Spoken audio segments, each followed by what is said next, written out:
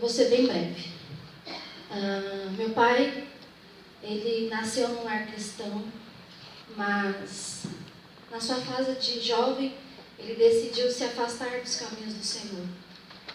Mas mesmo assim, a minha avó, né, sempre incentivava ele através da palavra, levando o conhecimento da palavra.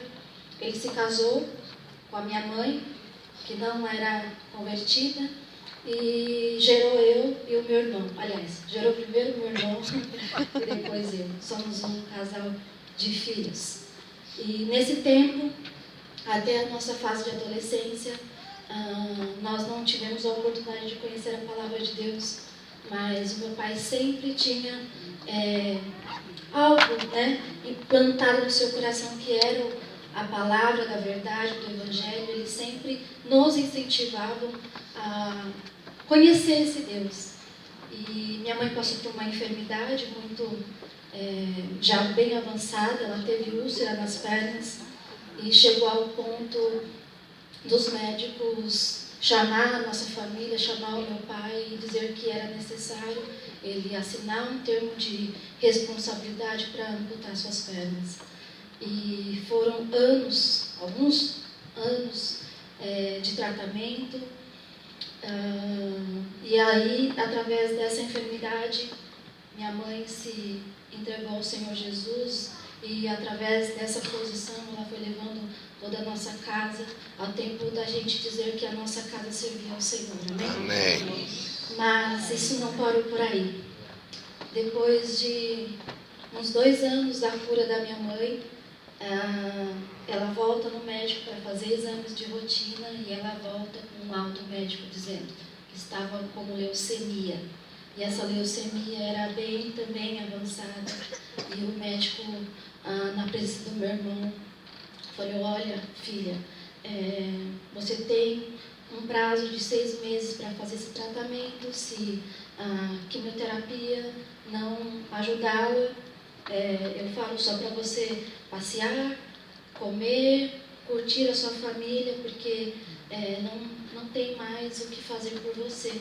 E a minha mãe vira para o médico e fala: olha, eu creio num Deus do impossível. Amém. Eu creio que eu passarei por essa enfermidade. Eu creio que não vai cair um fio de cabelo e eu não vou perder peso. E para quem duvida, minha mãe está aqui. Dá um tchauzinho, mãe. Ela está ali. Quem quiser pode ir até ela. O nome dela é Graça. Ela tem as marcas nas pernas. Ela tem uma marca da cirurgia do portocárdio, onde ela recebia a quimioterapia. E para a glória do Senhor, através da fé, nenhum fio caiu da cabeça dela. E ela também não perdeu quilos através desse tratamento. Só que, meus irmãos, a caminhada também não parou por aí. Nesse tempo que a minha mãe estava enferma, Deus desejava transformar a minha casa. Deus desejava transformar a nossa família. Ele foi dispensado do exército. Ele logo quis ir para a polícia militar. E eu vi o pessoal do exército aqui. Eu lembrei daquilo que ele sempre falava, aquilo que ele sonhava. E o meu pai entrou na fusão da força pública com os guardas civis, que eles chamam de anjos azuis. Então meu pai entrou na PM, naquela fase de fusão, e era também finalzinho da ditadura. E ele passou pela corporação por muitas unidades, uma inclusive em Santo André. Ele trabalhou na Rádio Patrulha, aqui, na verdade, ele trabalhou no trânsito, depois na Rádio Patrulha, e foi para próximo da nossa casa. Eu sou da Zona Sul, próximo do Jabaquara, Interlagos. Hoje eu atuo no CPA-M10, juntamente com alguns colegas capelães também. E eu vou falar um pouco da vida dele na PM.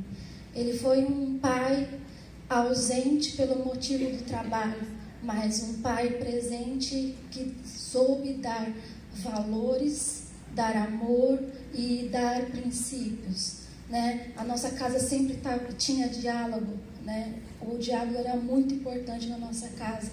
E eu cresci ouvindo meu pai dizer: o pai está indo trabalhar, mas não sei se volta. Aos senhores que servem a corporação, sabe bem o que é isso, né? Você está com um filho doente em casa, deixar o seu filho doente mas socorrer o filho do vizinho ou de uma pessoa estranha. Você está com a sua esposa com uma situação terminal, né? E poder socorrer uma família, uma pessoa, sabendo que você deixou alguém em casa que muitas vezes não tem esse apoio, como a corporação dá através dos senhores. Então, os senhores também são anjos do Senhor, enviados naquele exato momento. E meu pai fazia isso. Ele fez muitos partos na rua, ele deu muita assistência social, mas o que ele mais gostava, o que ele mais se orgulhava, era quando ele estava no confronto e ele podia resgatar alguém ou ajudar alguém e voltar ileso para casa. E ele sempre agradecia a Deus, e nós também por isso. E isso foi até o final da sua caminhada na corporação. 5 anos ou 4 anos antes dele se aposentar, ele foi para uma unidade muito mais próxima à nossa casa. Foi o tempo que ele ficou na manutenção, né? Eu acredito que o meu pai foi um homem bom, meu pai honrou a sua farda, por isso que ele foi recolhido para a manutenção, para que ele pudesse aguardar o tempo dele, para ele ser, como eles falam, devolvidos ao convívio familiar. E isso aconteceu. Nesse tempo que ele estava na manutenção, ele pôde erguer duas companhias, se eu não falo memória, a primeira e a terceira, do 12º Batalhão. Ele se aposentou no 22º Batalhão, e nesse tempo que ele estava na manutenção, eu fui uma adolescente presente no trabalho dele. Então eu tinha essa facilidade de locomoção, eu saía do colégio, ia até a corporação, e ali eu ficava no pátio, ali eu ouvia os sirenes, ali às vezes eu almoçava com ele num restaurante próximo, e essa foi a minha vida. E eu comecei a amar, a respeitar e entender o ambiente do trabalho dele, entender como família, como ele voltava para casa. Eu conseguia visualizar aquilo que ele vivia, porque ele era o Moisés pai, mas ele era o Santana da corporação. E muitas vezes a gente chamava ele pelo nome, ele não respondia. Mas se você chamava ele por Santana, ele logo olhava.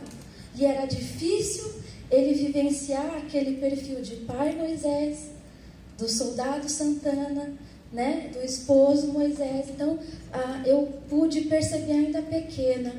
E aí ele se aposentou. Quando ele se aposentou, meu irmão estava finalizando a faculdade, estava fazendo a sua formatura de análise de sistemas, e eu estava entrando na minha faculdade para cursar ciências jurídicas em 2000. E ele estava muito feliz, muito contente. O desejo dele sempre era cantar, né, como falam, cantar no diário oficial, a aposentadoria. E ele aposentou, mas não deixou de trabalhar. E ele continuou trabalhando, e numa certa manhã de sexta-feira, pós Ano Novo, no dia 8 de janeiro de 2010, às 6h45 da manhã, ele levou 2 tiros na cabeça e entrou em óbito. Para nós, o nosso chão abriu, a nossa base, né? E a gente falava, como, Senhor? Alguém que trabalhou 30 anos, ileso, nunca tinha levado uma facada, nunca tinha levado um tiro, como isso foi possível? Né? Eu tenho uma prima também, PM, e quando ela chegou na sessão dela, ela trabalhava no Copom nessa época, ela sentou na mesa dela e ela pôde ler a primeira ocorrência do dia, era o nome do meu pai. Então, para nós, aquela notícia foi um desespero, não crendo na soberania de Deus, mas como será amanhã? Como será daqui uma semana, daqui um mês? E nós, como eu disse, o nosso chão se abriu. E eu não sabia que ele tinha entrado em óbito quando ele foi socorrido. Para os irmãos terem uma ideia, quando Foi acionado o 190, as viaturas chegaram no local, reconheceram o meu pai, socorreram o meu pai, mas infelizmente ele entrou em óbito, e os próprios colegas do 22, da terceira CIA, onde ele tinha se aposentado, foi os próprios colegas que socorreram meu pai. Então aquele vínculo, aquela coisa ainda estava bem próximo, né?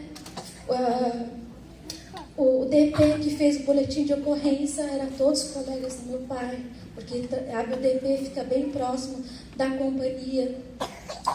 E essa parte do luto durou 7 anos na minha vida. Nesse tempo de luto, foi um trabalhar de Deus. Eu acredito que para que eu pudesse hoje servir ao Senhor dentro da corporação, mas como civil, como família vitimada. Porque alguns, não sei, dos senhores que estão aqui, das autoridades presentes, muitas vezes acontece, eu já presenciei isso, não sei se os senhores já presenciaram, mas quando uma família é vitimada, ela, por tanto algo de ruim que elas recebem, elas não querem ver o colega fardado.